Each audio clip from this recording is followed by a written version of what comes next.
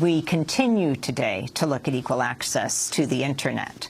This is Democracy Now!, democracynow.org, The War and Peace Report. I'm Amy Goodman with Juan Gonzalez.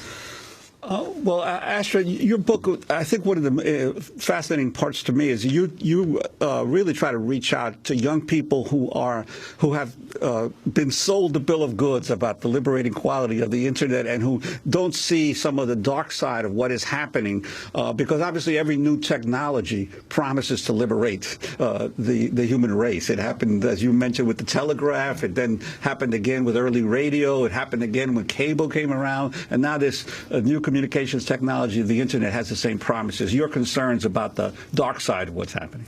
Yeah, I love that you picked up on that. I really sort of wanted to write something that would influence the younger generation the way that books by Robert McChesney, influenced me when I was beginning my path to become an independent media maker, filmmaker, an activist. And I think these technologies have existed long enough to kind of see that the new system is looking a lot like the old.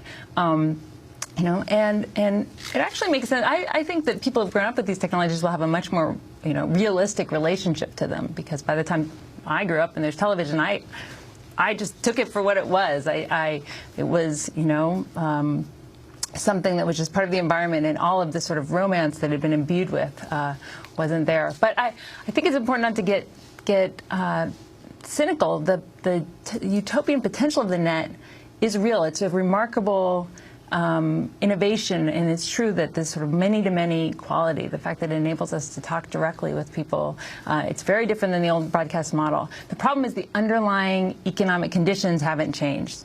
The same old business imperatives, the same old incentives that shaped the old media model and that made it so problematic are still with us. So the Internet might have disrupted investigative journalism, but it didn't disrupt advertising, and that's what I'm trying to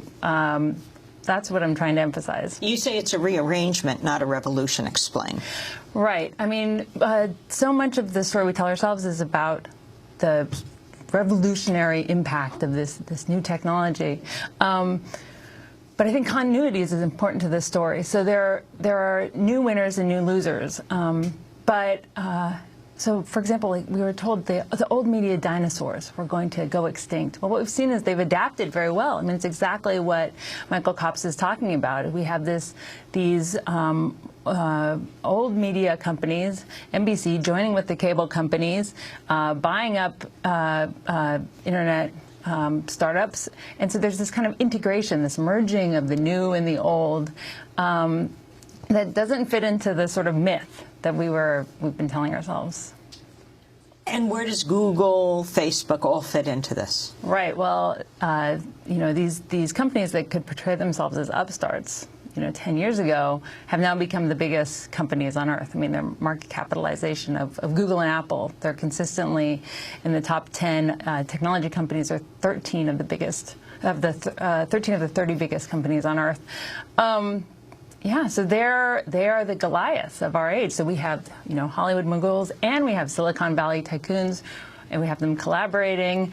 And the thing is that the old media model, which again was funded by advertising, was a situation where you could turn off your television, you could opt out. We have a much more sort of pervasive, ubiquitous system right now, and in a way, the old problems have intensified, because it's not just something, an ad isn't just something you are watching. Actually, now you're being watched, you're being tracked, you're being monitored. I mean, the dominant business model on the Internet is surveillance, and this is going to create a lot of problems down the road. I think that we need to look ahead and look at the forces that are shaping the development of these